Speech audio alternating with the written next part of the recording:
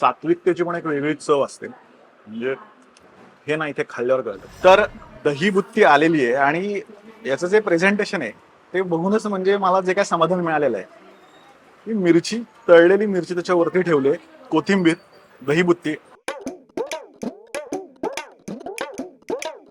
सात्विकतेची वेगळी चव असते आणि ते जे समाधान तुम्हाला मिळतं ना, हा हा हा, दरवेळेस खूप जास्त तिखट, खूप स्पायसी ह्याची गरज नसते.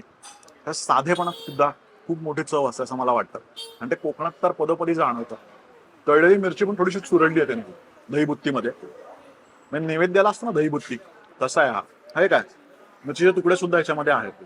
फार फार अप्रतिम, फार अप्रतिम. म्हणजे खूप दिवसांनी जनरली दहीबुत्ती दही फ्रीज मधलं असतं, आंबट असतं किंवा एकदम गोड करून टाकतात दही भात म्हणलं की.